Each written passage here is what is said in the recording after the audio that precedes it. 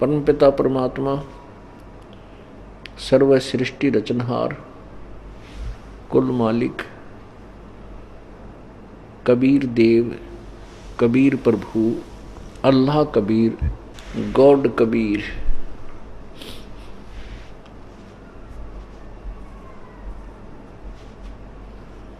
अपने सतलोक को त्याग कर अपने सत्यलोक से चलकर इस काल के लोक में आते हैं, क्योंकि उस परम पिता की प्यारी आत्माएं इस काल के जाल में फंसकर कष्ट उठा रही हैं। अपने माता पिता को ही अपनी संतान का दुख होता है, उसी को विशेष चिंता होती है। ठीक है, कोई निकटतम संबंधी होते हैं उनको भी दुख होता है, परंतु जो माता पिता को दुख होता है वो अन्य को नहीं हो सकता। जो चिंता किसी का बालक बिगड़ जाता है, किसी का बालक शरारती हो जाता है या किसी कुसंगत में फंस गए, वो शराबी कवाबी बन जाता है, चोर लुटेरा बन जाता है, तो माता पिता की चिंता बढ़ जाती है। उनका भरसक प्रयत्न रहता है किसी प्रकार भी मेरा बालक फिर से सुधर जाए और वापस आ जाए, अपना नेक नीति से रहे, तो वो अंतिम श्वास तक अपने पुत्र या पुत्री की यही चिंता बनाए रखता है कि परमात्मा किसी भी तरीके से ये बालक फिर से मेरे पास आ जाए। पुण्यात्माओं, हम कबीर परमेश्वर के बच्चे हैं। हम पूरे जितने भी प्राणी हैं, चींटी से लेकर हाथी तक, रंग से लेकर राजा तक, पूरी पृथ्वी अनंत, ये सभी ब्रह्मांडों में जितने भी प्राणी हैं, ये सभी हम एक परमात्मा कबीर जी के बच्चे हैं और वही हमारे लिए भटक रहे हैं। कबीर साहब कहते हैं, इस काल भगवान ने ऐसा अंधा बना दिया इस आत्मा को, ये मुझे नहीं पहचान पा रही। परमात्मा कहते हैं, मैं रोवत हूं सृष्टि को, सृष्टि रोवे मोहे, गरीबदास इस वियोग को समझ नहीं सकता कोई।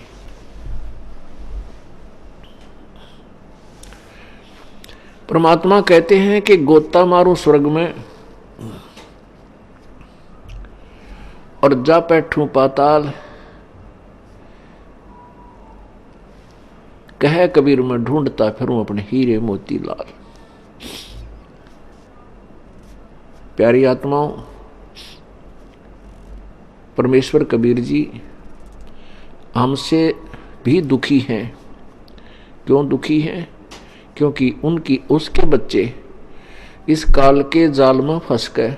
कोई गधा बना है, कोई गधी बनी है, किसी को कैंसर हुआ है, किसी की टांग कटी है, किसी को किसी प्रकार की पीड़ा है। एक पल भी ये जीव सुख से सांस नहीं ले रहा। और परमात्मा कहते हैं,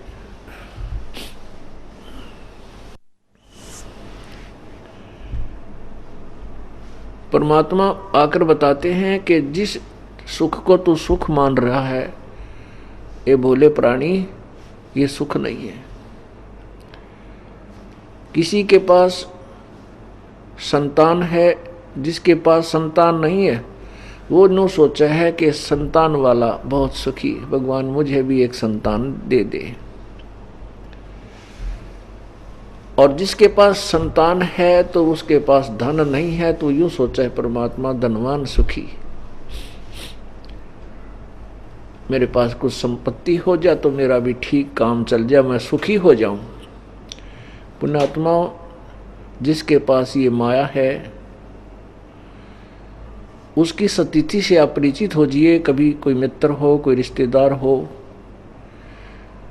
उसके अंदर गहराई से जाइए। उसको सौंपने में भी सुख नहीं है जिसके पास संपत्ति और माया है। या तो कोई घर में बीमारी, या कोई फैक्ट्री या कंपनी में कोई ऐसा सिरदर्द पैदा रहेगा, रात में भी टेबलेट लेकर सोना पड़ेगा उसको नींद की। और अन्य प्राणियों को जो गरीब, जो दारिद्र हैं, जिनके पास धन नहीं है, उसको वो बहुत सुखी नजर आता है, क्योंकि बड़ी बड़ी कार के अंदर चल रहा है, हेलीकॉप्टरों में चलता है। अब सेठ ये सोचता है कि राजा लोग सुखी होंगे, क्योंकि जो अच्छे सेठ हैं, बड़ी फैक्ट्रियों के मालिक हैं, फिर वो राजनीति में हिस्सा लेते हैं इसी दृष्टिकोण से कि ये राजनेता और ये मंत्री, मुख्यमंत्री, प्रधानमंत्री बड़े सुखी होंगे, ये सुख है, ये सुखी हैं। यदि उसको उस संपत्ति और धन में सुख होता तो आगे कदम उठाने की जरूरत नहीं थी उसको। और मंत्री और मुख्यमंत्री, प्रधानमंत्री ये महादुखी होते हैं, इनको सुख नाम की चीज नहीं है। परमात्मा यही बताना चाहते हैं। अब जैसे एक परिवार का छोटा सा मुखिया, छोटे से परिवार का मुखिया यानी पिता, 5-7 या जितने भी 4 सदस्य घर के होते हैं, उन्हीं की व्यवस्था करने में वो कितना परेशान रहता है।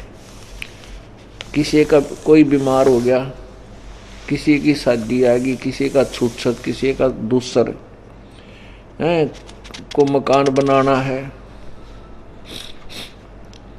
किसी का देना है, किसी का लेना है।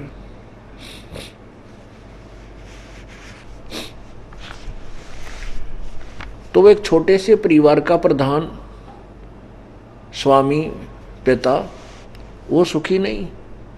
और राजा तो एक बड़े क्षेत्र का पिता हो जाता है, उसकी तो बहुत बड़ी प्रजा, पिता, पति, संतान रूप होती है,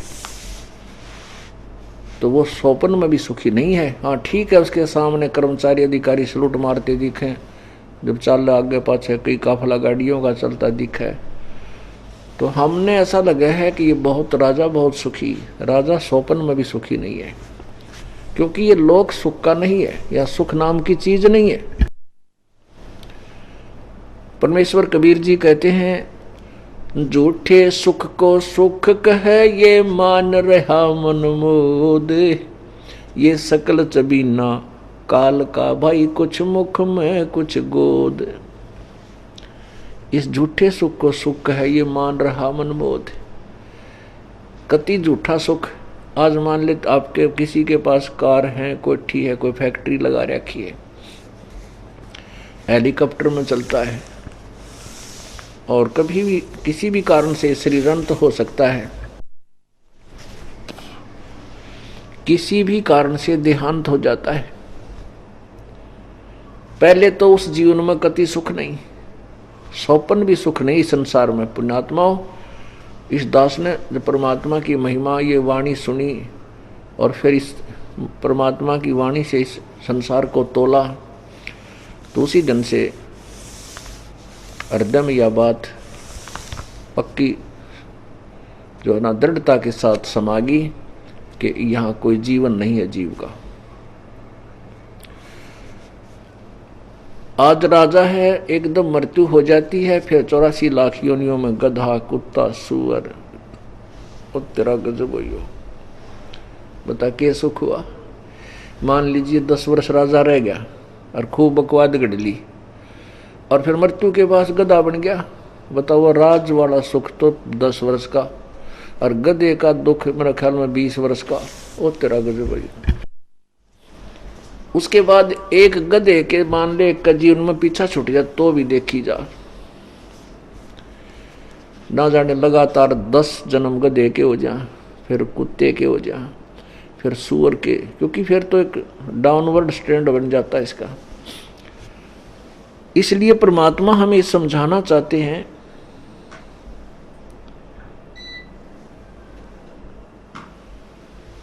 कि यहां कोई भी सुखी नहीं है। इस झूठे सुख को सुख है ये मान रहा मन मोद, ये सकल चबीना काल का, कुछ मुख में कुछ गोद है। जैसे आप कल के सत्संग में सुना था आपने, परमात्मा कहते हैं कि ये काल जो है 1 लाख मानव शरीरधारी प्राणियों को नित्य खाता है और 1.25 लाख जीव मनुष्य उत्पन्न करता है।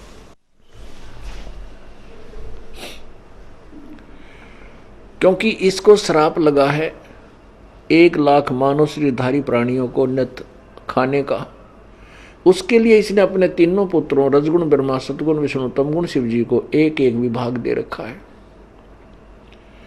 ब्रह्मा जी शरीर जीवों के शरीर पर उत्पन्न करने की प्रेरणा करता है, अर्थात उसके अंदर रजोगुण है। उस रजोगुण से प्रभावित होकर के ये प्राणी संतान उत्पत्ति करता है। जीव के बस की बात नहीं है। जैसे ब्रह्मा विष्णु महेश अपने लोक में रहते हैं, इनकी राजधानी है ऊपर के लोकों में, और उनका जो उनके गुणों का जो प्रभाव है, उनकी जो रेंज है, उनकी अक्षमता जो है, उसका प्रभाव जो है, उसकी रेंज इन तीनों लोक, पृथ्वी लोक, पाताल लोक और स्वर्ग लोक में है। जीव के बस की बात नहीं है कि वो इन गुणों से प्रभावित ना हो। जब तक परमात्मा के इस सत्संग तत्व ज्ञान रूपी वचनों का एंटीबायोटिक ये कोरस उपचार ना हो और परमात्मा की सत्य भक्ति जब तक जीव नहीं करेगा, तब तक ये प्रभाव निष्क्रिय नहीं हो सकता। तो जैसे कमरे में, मकान में 3 कमरे हों, 4 हों, और रसोई में छौंक लगा दिया मिर्चों का सब्जी में, और उसकी महक हवा के झोंके से उन पूरे परिवार में फैल जाती है, न पूरे घर में फैल जाती है, और जहां भी जो प्राणी बैठा है घर का सदस्य, वो उसको छींक आनी शुरू हो जाती है। अब उसके बस की बात नहीं वो छींकों को रोक सके। इसी प्रकार इस काल भगवान ने अपने तीनों पुत्रों में एक एक गुण भर दिया। रजगुण ब्रह्मा बना दिया, सतगुण विष्णु बना दिया और तमगुण शिव जी को।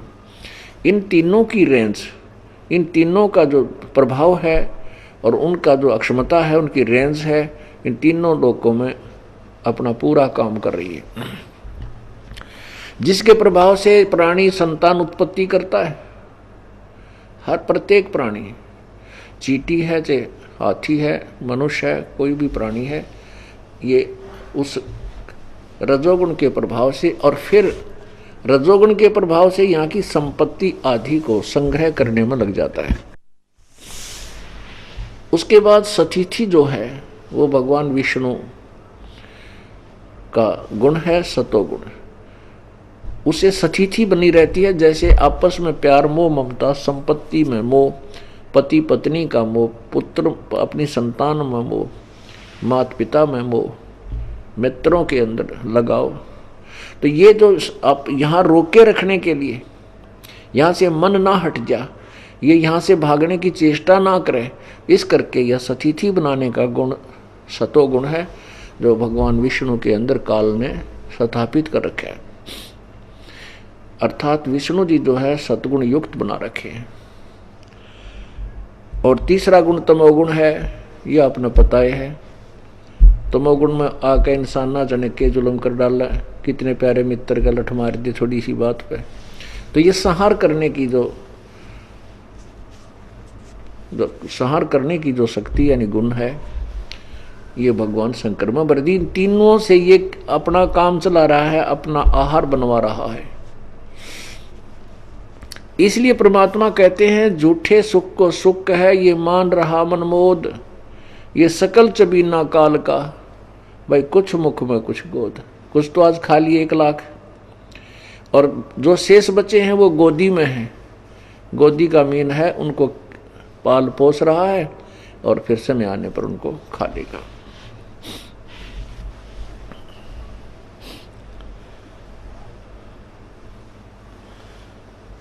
परमात्मा कहते हैं हमने केवल सुख यहाँ ऐसा मान रखा है, जैसे एक व्यक्ति के 3 पुत्र थे, उसके 2 मर गए। एक व्यक्ति के 3 पुत्र थे, उसका 1 पुत्र मर गया, उसकी एक की मृत्यु हो गई। एक व्यक्ति का 1 ही पुत्र था, उस एक की ही मृत्यु हो गई। अब जिसके 3 पुत्र थे और 2 की मृत्यु हो गई, उसको किसी ने समझाया, जैसे किसी के यहाँ मृत्यु हो जाती है, बहुत से कुल के लोग, मित्र, रिलेटिव आकर के उसको सांत्वना देते हैं।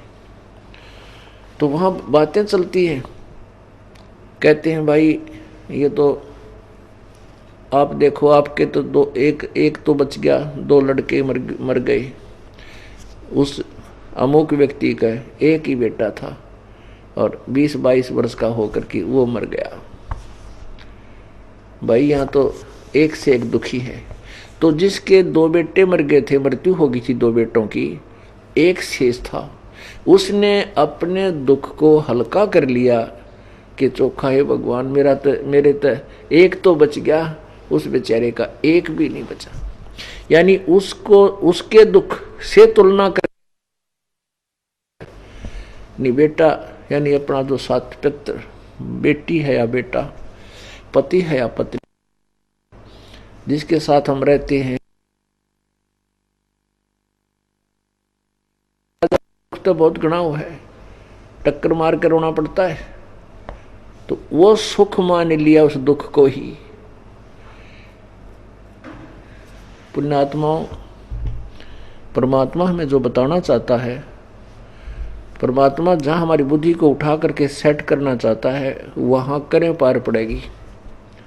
ये बातें बढ़ाए काम नहीं चला, क्योंकि आप पहले जो प्रथम बार भक्त आते हैं, किसी का कोई रोग है, किसी का कोई संतान है, किसी के कोई धनवान नहीं है, निर्धन है, वो चाहता है मैं सुखी हो जाऊं, मेरा ऐसे हो जाए, मैं जो है अपना गुजारा कर सकूं। पुण्यात्माओं, परमात्मा सबसे पहले तो आपको जो आपके ऊपर आपत्ति है उसका निवारण करेगा। वो अपने कोटे से करेगा प्रथम, क्योंकि आपका सुख नहीं है, आपके भाग्य में नहीं है, आपके प्रारब्ध में वो सुख नहीं है, जिसकी वो वस्तु नहीं है जिसकी आपको अभाव है। तो पहले तो भगवान आपको वो वस्तु देगा, जैसे धन नहीं है तो आपको इसी बरकत करनी शुरू कर देगा, जो सच्चित मंत्र लग गया, आपकी आत्मा खुश हो जाएगी और ऐसे सुख देगा कि आप सोच नहीं सकते। आप जो है ना गदगद हो जाओगे, ओहो ऐसा हो गया। तो फिर आपकी आस्था बनेगी, आपकी उमंग बनेगी, अब सत्संग में चलेंगे, आप 100 काम छोड़कर भी यहाँ आओगे। क्यों आओगे? क्योंकि आप वहाँ घर पर सारा दिन चीचड़ बने रहा करते, धंधा भी करते रहते हैं और लूट खसोट भी कर लेते, मन में खोट भी रखते थे, तो भी बरकत ना हुई। और अब परमात्मा के चरणों में आने से, क्योंकि यहाँ आने से फिर आपके पुण्य प्रारंभ हो जाते हैं। सत्संग में आने से, संत के दर्शन करने से, जहाँ से आप चले हो यहाँ तक आने का परमात्मा ने कहा 1 कदम का फल कितना है, 1 यज्ञ के तुल्य है। राजा लोग यज्ञ करा करते थे, करोड़ों रुपए, लाखों रुपए खर्च हो जाते थे एक यज्ञ में, एक समय के अनुष्ठान में। और परमात्मा ने कितनी आसान यज्ञ बता दी कि संत मिलन को चालिए तज माया अभिमान, और जो जो कदम आगे रखे 100 यज्ञ समान। देखो, केवल यहां आने मात्र से लाभ नहीं है, यहां केवल आने मात्र से लाभ नहीं है, इसमें और भी एक वचन कहा प्रभु ने, संत मिलन को चालिए तज माया अभिमान। और फिर जो यहां आएगा, माया को, अपने किसी भी प्रकार का जो आपके अंदर घमंड है, अभिमान है, उसको त्याग दे और फिर यहां आओ एक बालक बनकर। जैसे विद्यालय में बच्चा जाता है, चाहे प्रधानमंत्री का हो, वहां वो स्टूडेंट ही होता है। और वो अपने आप को विद्यार्थी ही मानता है, तभी वो पढ़ सकता है। यदि वहाँ प्रधानमंत्री का बेटा मान का है और वहाँ उन पर डांट मारे, टीचरों ने भी धमकावे, तो वो पढ़ नहीं सकता, वो फेल होगा और उसकी दुर्गति हो जाएगी। ऐसे ही आप जी, जैसे डॉक्टर, किसी को भयंकर रोग हो गया और चाहे वो कितना बड़ा सेठ है, कितना बड़ा अधिकारी है, उसको डॉक्टर कह देते हैं, जैसे पहले वो प्राइवेट अपने पर्सनल डॉक्टरों से ट्रीटमेंट कराता है, वो फिर रेफ़र कर देते हैं कि आप वहाँ जाइए, वहाँ टेस्ट कराइए, हमारे पास इंस्ट्रूमेंट नहीं है। उसका अर्थ वो समझ जाता है कि तेरी बात बिगड़ ली, और वो डॉक्टर लोग भी कह देते हैं कि वहाँ जाइए, क्योंकि वो भी डॉक्टर MBBS हैं, अच्छे हैं, जो पहले सब ट्रीटमेंट उसका कर रहे थे और उसको लाभ हो रहा था। अब वो मना कर रहे हैं तो वो भी समझ जाता है कि बात बिगड़ चुकी है। फिर वो उस बड़े हॉस्पिटल में जाता है, वहाँ डॉक्टर लोगों की नज़र जो है ना, हर क्रिया पर उसकी नज़र रहती है। डॉक्टर लोग उसकी हर क्रिया को चेक करके देखते हैं, शरीर के बॉडी के अंग को, फिर आपस में बातें करते हैं, उसका नज़र रहती है कि ये क्या बात कर रहे हैं। फिर वो कहते हैं कि जाइए आप ये टेस्ट कराइए, उठ के चल पड़ता है। उस समय ये नहीं सोचता कि मैं कितना बड़ा सेठ हूँ या मैं बड़ा अधिकारी हूँ, उस समय वो अपने आप को एक रोगी समझता है और उसको अपनी मृत्यु स्पष्ट दिखाई देती है। तो उसको जहाँ लेटने को कहा जाता है वो तुरंत लेट जाता है, जो भी वस्त्र निकालने को कहा जाता है वो निकाल देता है। उस समय उसमें कोई नखरा नहीं होता। ठीक इसी प्रकार जब आप सत्संग में आते हो, आपके अंदर किसी प्रकार का भी नखरा नहीं होना चाहिए। आप एक ऐसे हॉस्पिटल में आए हो कि आपके जन्म मरण का रोग, जो दीर्घ रोग है, ये कटेगा, और आपके अन्य जो साधारण रोग हैं, संतान और संपत्ति और शारीरिक कष्ट, आध्यात्मिक कोई क्रियाएं जो के कारण जो दुखी है, तीन ताप, ये भी आपके साथ में कटेंगे। एक और होता है, एक ध्यान रखना इन बातों को जो दास आपको बता रहा है, ये टू दी पॉइंट बातें हैं परमात्मा की प्राप्ति में, ये आपके बिल्कुल 100% सहयोगी हैं। और एक भी नियम का पालन नहीं करोगे, उतनी कमजोरी आप पर रह जाएगी। जैसे आपने उपदेश प्राप्त कर लिया, उपदेश प्राप्त कर लिया तो फिर परमात्मा, उपदेश का अर्थ हो गया कि आपने इस हॉस्पिटल में अपना जो है प्रवेश पा लिया, आप एडमिट हो गए इसमें। अब डॉक्टर ने देखना आपके रोग को किस प्रकार से सेट करना है। यदि ऑपरेशन करना पड़ेगा तो ऑपरेशन करेगा, यदि वैसे कोई इंजेक्शन या टेबलेट से काम चलेगा तो उसका ट्रीटमेंट ऐसे करेगा।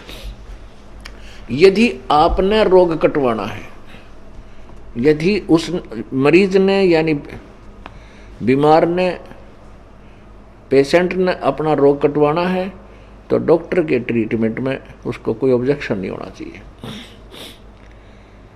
वो चाहे कुछ भी इंजेक्शन दे रहा है, कोई बात नहीं। ऑपरेशन के लिए कह रहा है, ऑपरेशन के लिए कोई ऑब्जेक्शन नहीं होना चाहिए, क्योंकि वो उसका और विकल्प नहीं रहा, तब ऑपरेशन के लिए बोलता है। तो रोग कटवाना है तो फिर ऑपरेशन भी करवाना ही पड़ेगा।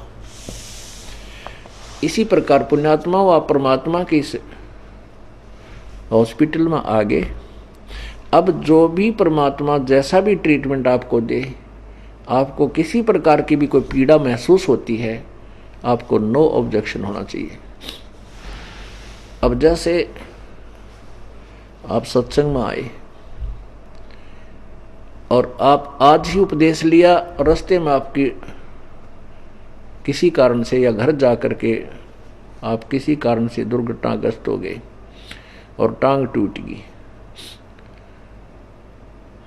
आपको ये महसूस करना चाहिए कि जब परमात्मा का नाम ले लिया, ट्रीटमेंट शुरू हुआ। अब ट्रीटमेंट शुरू हुआ है, इसका मतलब ये नहीं है कि आप आज ही स्वस्थ हो जाओगे और आज ही सभी आपत्तियों से बच जाओगे।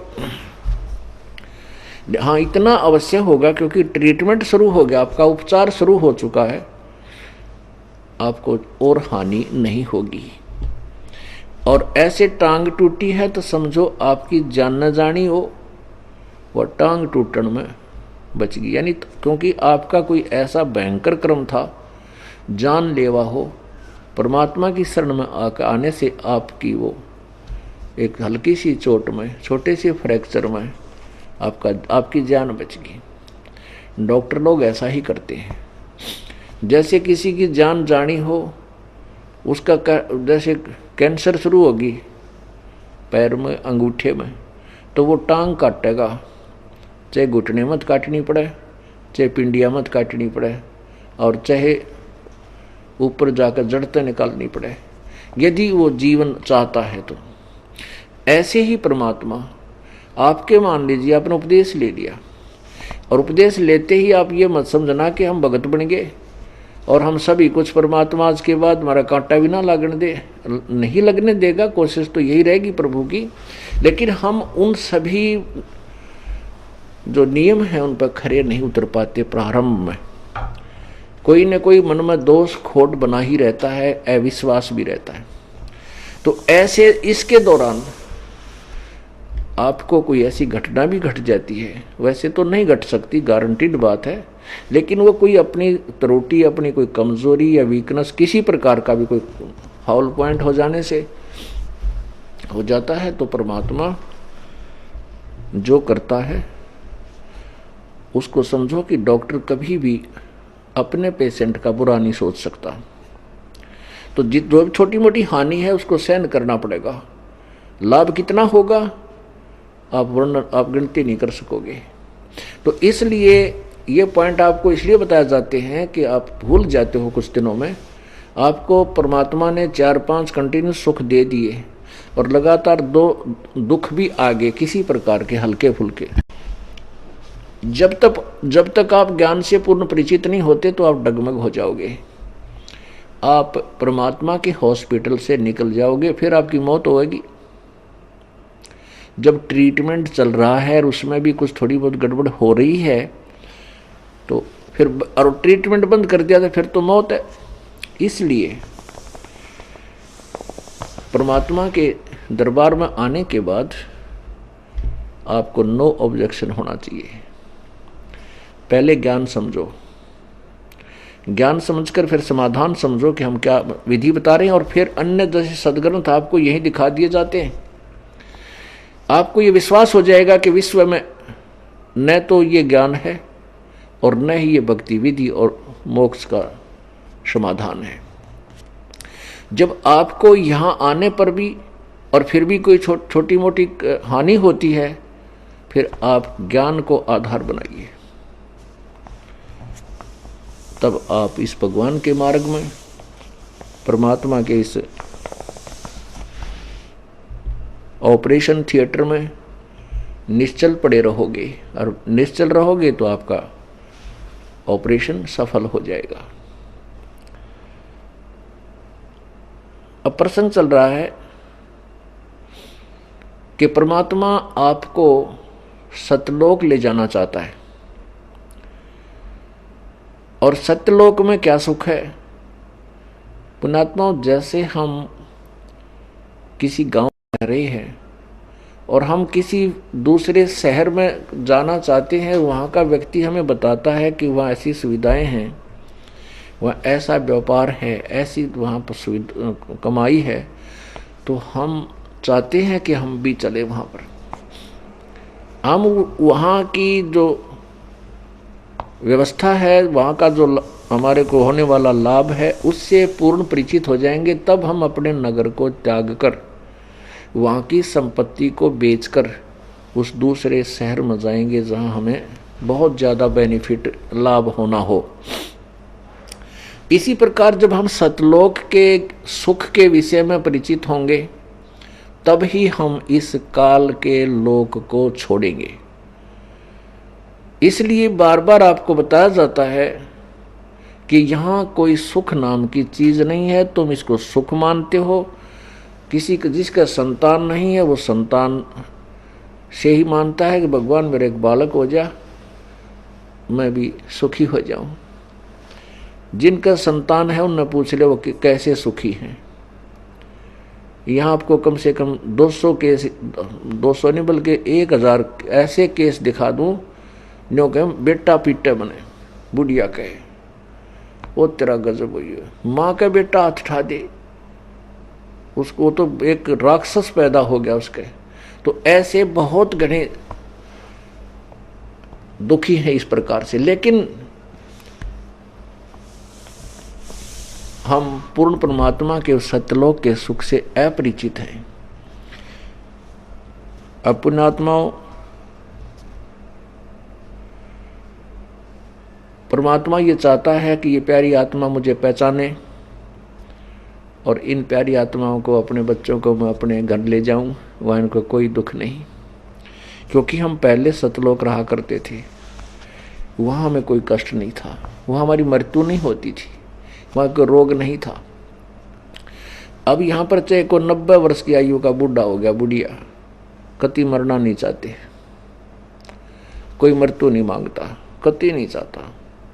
चाहे कति कितना बीमार हो जा, कितना दुखी हो ले, फिर भी जीवन मांगता है, जीवन चाहता है।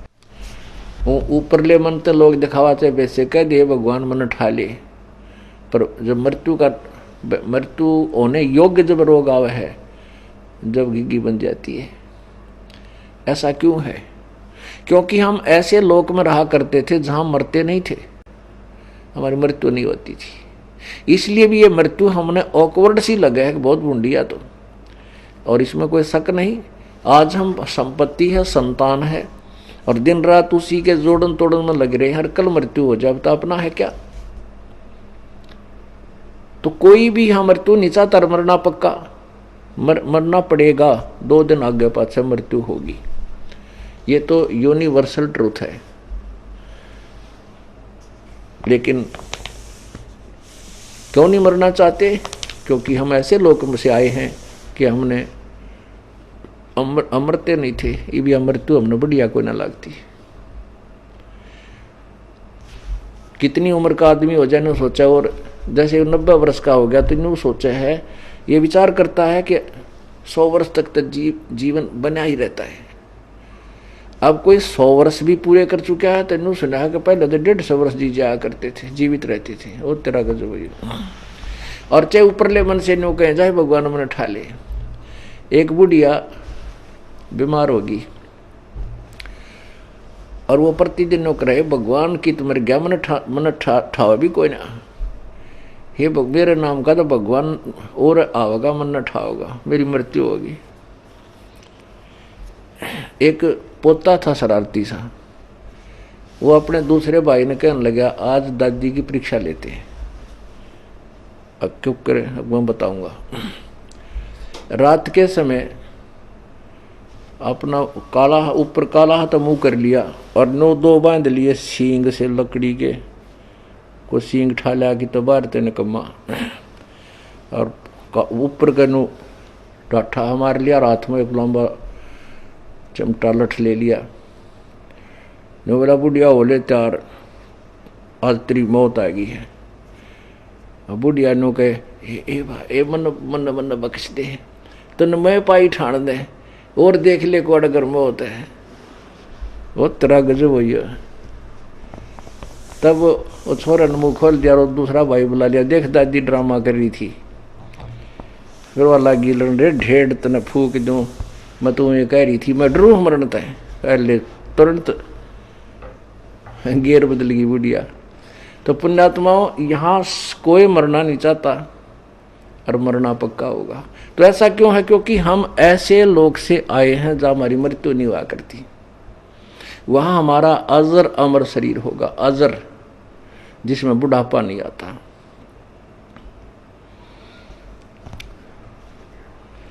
और मृत्यु और बुढ़ापा दोनों दीर्घ रोग।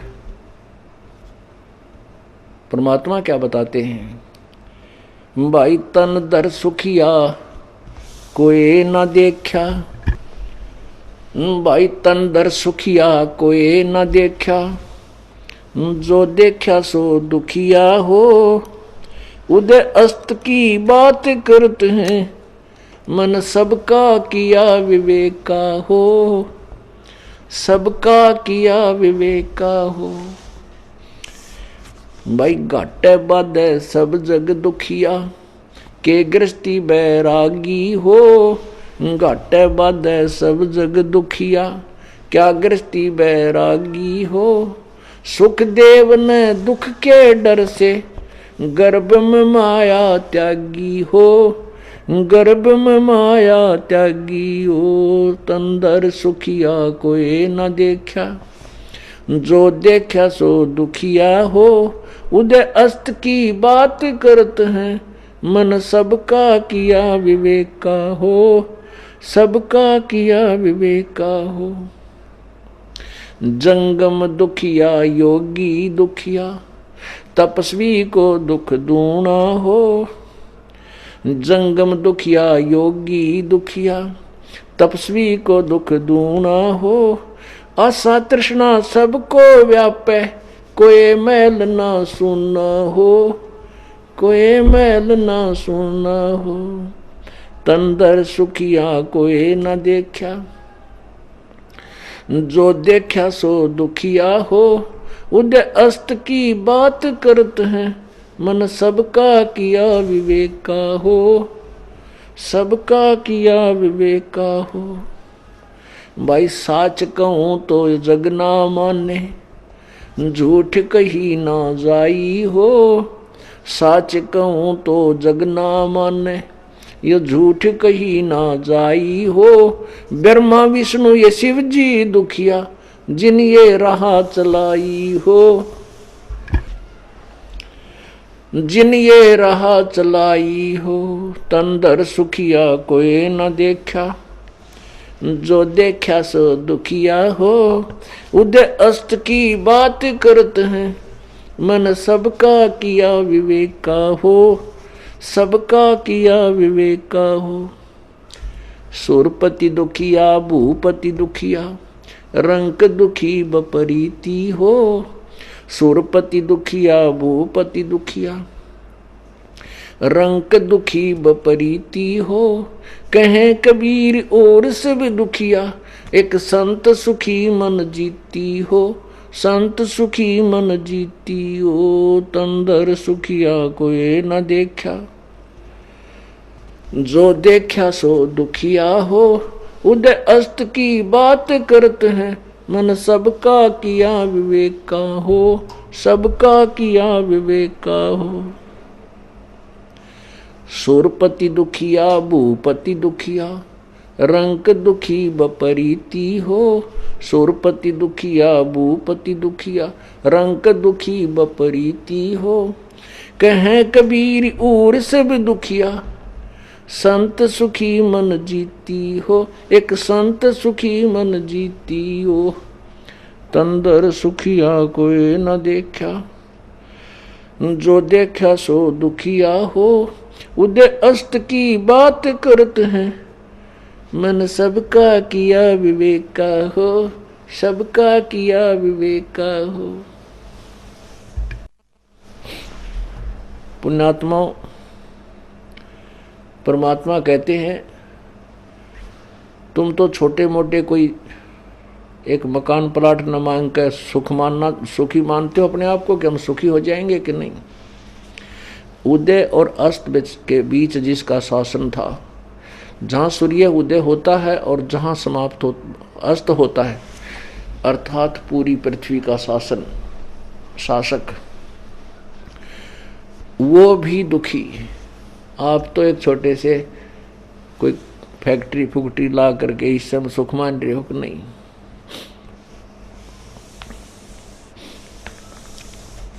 एक दिन एक पेपर में, अखबार समाचार पत्र में एक न्यूज़ थी, समाचार था कि एक बहुत बड़ा सेठ था इसी हिंदुस्तान का, और फिर वो एक अच्छा राजनेता भी था। अपने ही हेलीकॉप्टर में चला जा रहा था, उसके साथ 5-7 और उसके सहयोगी कर्मचारी और उसके साथी थे। वो उस हेलीकॉप्टर एक्सीडेंट हो गया, क्रश हो गया, और उसी में वो 8 के 8 मर गए। उस गांव में अब वो भूत बने हुए हैं। वो राजनेता जो बड़ा सेठ था फिर राजनेता भी बन गया, वो भूत बने हुए हैं। और वहीं पर उनका एक इतना वो गांव वालों के बहुत परेशान करने लगे। फिर ये भूत बात का डनिए बुलाए, उन्होंने बताया कि ये वो फिर अंदर बढ़ कर बोला दूसरे में, मैं फलाना नेता हूँ, मैं वैसे था वहाँ से यहाँ एक्सीडेंट में हम मरे थे, हम 8 जने हैं, एक कम 8 प्रवेश कर जाए। कहते हैं उनका फिर वहाँ एक स्थान बना रखा है, 8 के 8 इतनी वो बना कर इनके महल 5-5 ईंट ला के वो बनाए हुए हैं। वो दिखा रखे थे पेपर में और पूरा विवरण दिया हुआ था। तो परमात्मा कहते हैं उदय अस्त की बात करे मैंने सबका करा विवेक का, मैंने सबका दूध और पानी छाड़ रखे, यहाँ कोई सुखी नहीं है। फिर कहते हैं घाटे बाद सब जग दुखिया, घना धन हो जाए तो दुखी। जैसे आपका 2 लाख का बेनिफिट हो गया, लाभ हो गया, धन आ गया, आप 5 लाख का कर्जा, 5 लाख का और पंगा पा लोगे कितने कितने, वो 3 लाख आपके ऊपर कर्जा हो गया। अब वो कर्जे वाला मांगना और आप घर के बच्चा ने कहोगे कह जाड़ कोई ना हमारा पापा, बताइए सुख होया। तो रात की नींद दिन की चैन कति खत्म हो जाती है। और फिर वो काम चल लेना, फिर पाछा पाछा मांगने वाले, आगे आगे देने वाला है, पता नहीं कहाँ तक बात पहुँच जाए। पुण्यात्मा आपके काम भी जो आवश्यक होंगे, जो क्योंकि यदि आप चाहते हो मोक्ष तो इसमें प्रवेश पाइयो परमात्मा वाले, हम कबीर साहब वाले इस हॉस्पिटल में अर्थात इस विद्यालय में अगर आप शिक्षा ग्रहण कर, मतलब किसी तरह से अपने एग्जाम्पल को समझ लीजिए, उदाहरण, तो आपको उतना ही जैसे एक बीमार है और उसको शुगर की बीमारी है और वो मांगता है कि मैं लड्डू खाऊंगा, बर्फी खाऊंगा, तो डॉक्टर अलाउड नहीं कर सकता। इतना मरना है और हॉस्पिटल छोड़ कर जाना है तो चाहे आग खा कुछ भी कर मरे।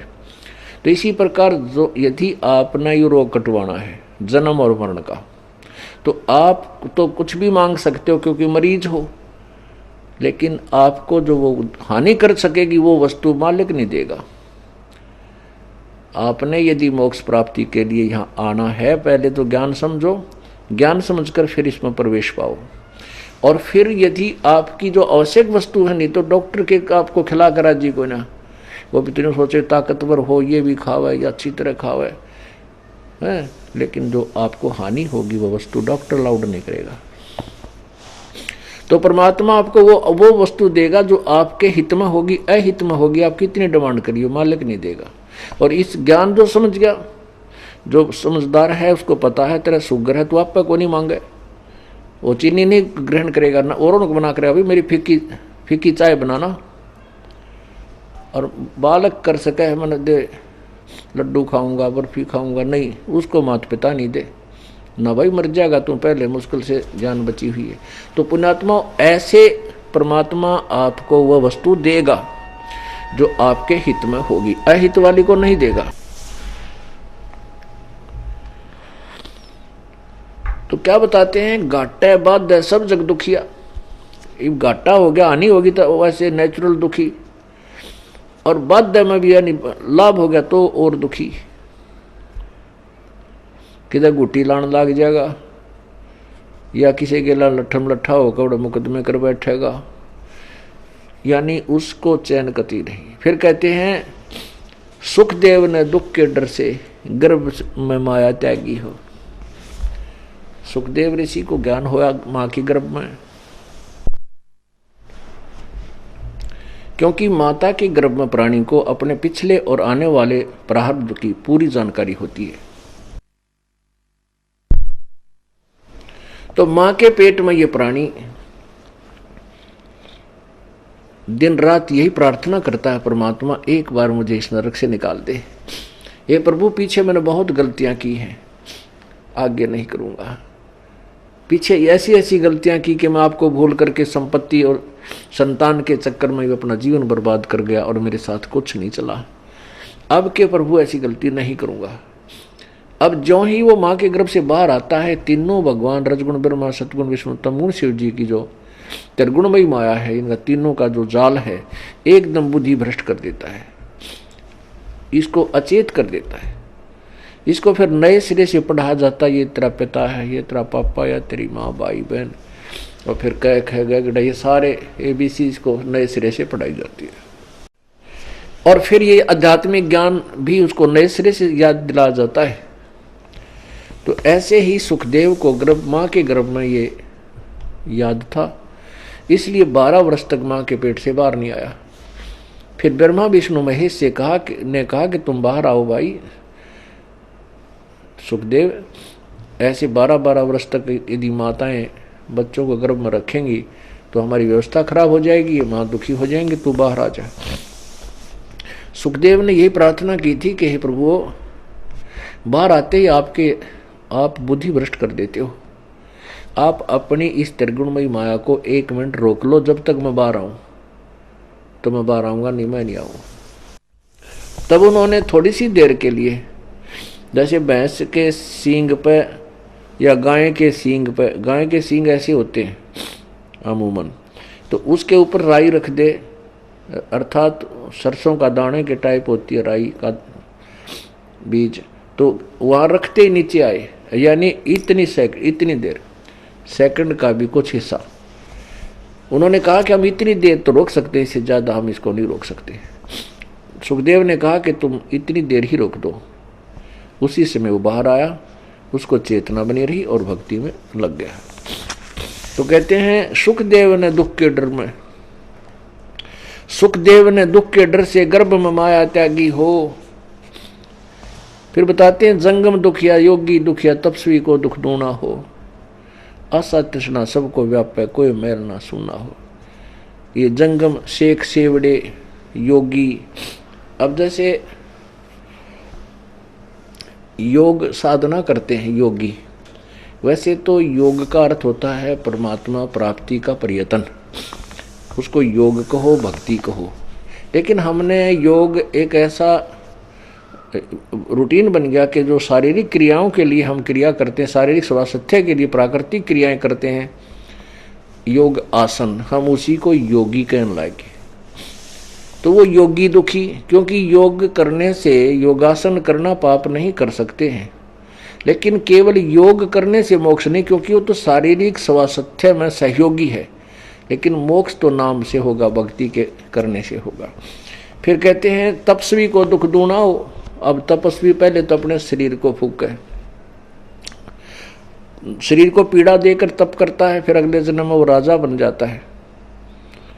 राजा को चैन दिन रात नहीं होती, केवल घूटी शूटी लाकर अपना टाइम पास कर लेता है। माया मुया न जोड़े जागा, उसने भी लूट लो और यहाँ कोठी बना दो। ये कितने राजा हो कमर के जब किसी के पास चोरने साथ गई होता है, और आज देख लो कितना उसका कितना नामो निशान हो। तो ये स्थान ना तो संग्रह करके धरने का, और ये भूल जाओ कि आप मान ले किसी का लूट खसोट करके धन जोड़ कर धर गए, और एक ऐसी निकम्मा बेटा पैदा हो जाएगा, उसने आते ही खराब कर देगा कि तब शराब पीएगा, कहीं राजनीति में हो जाएगा, वहाँ बर्बाद कर डालेगा, बैठा देगा। वो जो पाप करे थे वो तो आपके साथ गए, संपत्ति दे के गए थे, वो बच्चे ने साफ कर दी। वह संपत्ति साथ गई नहीं, लेकिन वो पाप साथ चले गए, और साथ में जो भक्ति ना की वो मनुष्य जीवन व्यर्थ किया, वो हानि आपके साथ गई।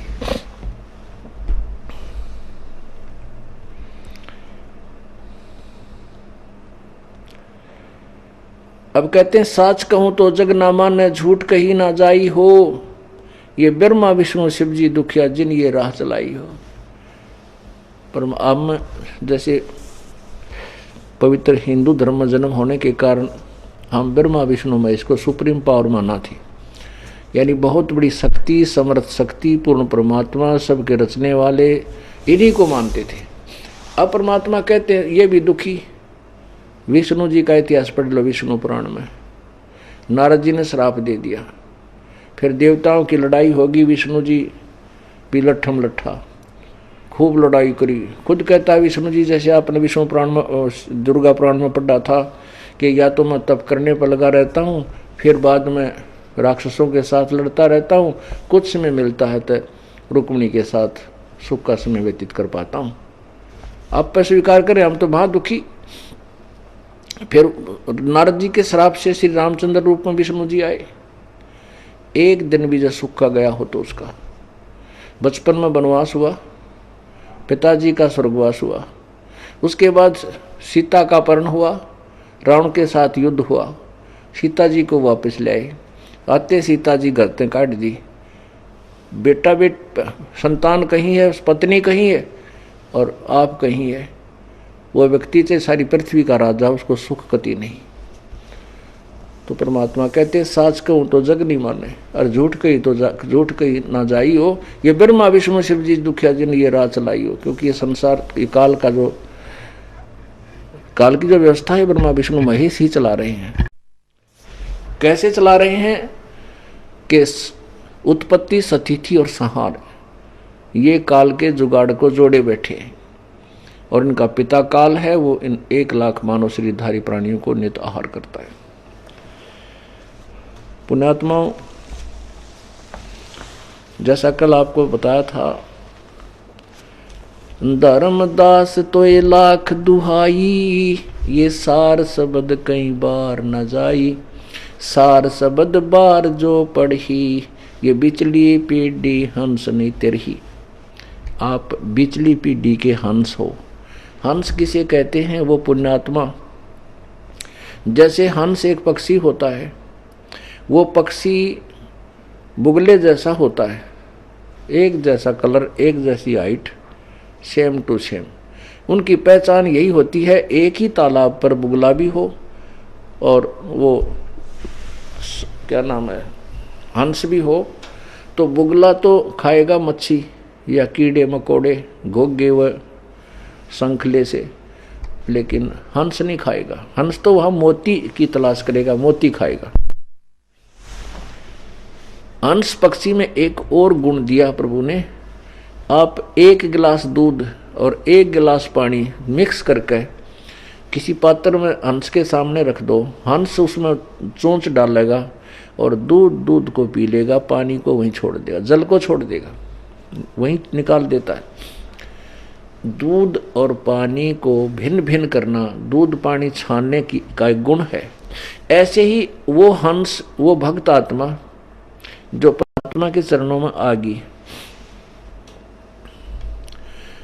और सत भक्ति कर रहे हैं, उनको हंस कहा है। आपने दूध और पानी छान लिया कि भाई परमात्मा की भक्ति करनी पड़ेगी और यहाँ सुख नाम की चीज नहीं। और परमात्मा की भक्ति कैसे होगी? बुराई त्यागनी पड़ेगी, बीड़ी शराब मांस तम्बाकू चोरी ठगी जारी ये सब त्यागनी पड़ेगी और फिर आप भक्ति करोगे। तो ऐसे जब आप हंस बन जाओगे, उनको कहा है। तो ये बीचली पीढ़ी के आप इब हंस बनाए हैं। इस दास ने, परमात्मा ने ये ज्ञान दिया है और आपको ज्ञान के द्वारा अंदर से मांझ धो के साफ किया है, आपको हंस बनाया है। अब आप हंस, इस पिछली पीढ़ी में जितने भी हंस होंगे, हंस माने सत्य भक्ति के साधक और सब बुराइयों से दूर पूरी मर्यादा में रहने वाले को हंस कहते। नहीं तो ये और रह जाएंगे कांकर पत्थर हैं, बुगले हैं जो भक्ति नहीं करते, मांस मिट्टी शराब माया जोड़न में लगे रहे, वो तो बुगले समझो।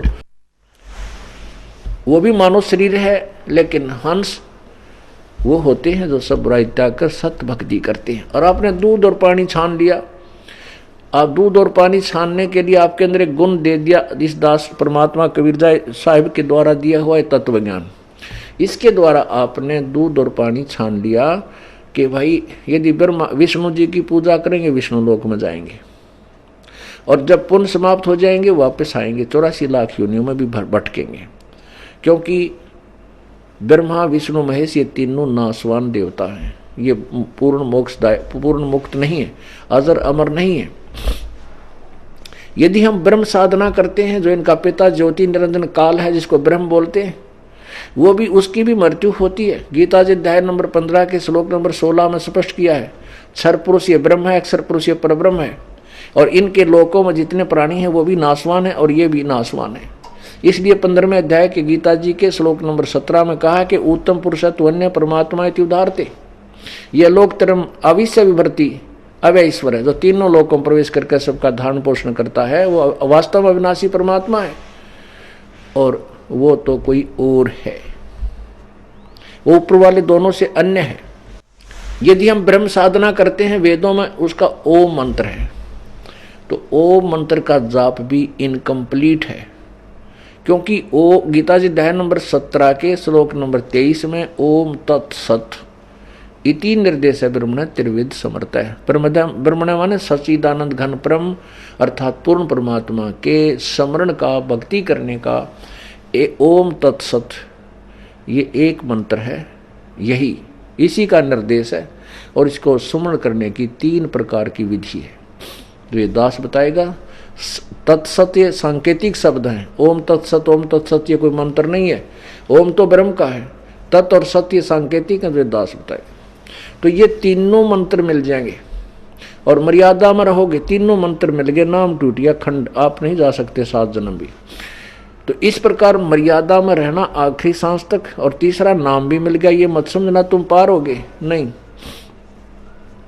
उसके बाद अधिक रुचि हो, अत्यधिक आप यहाँ परमात्मा के चरणों में आए, भक्ति करें, मर्यादा को ना अपने ज्ञान से नाम को खंड ना होने दें, तब आप पार होगे।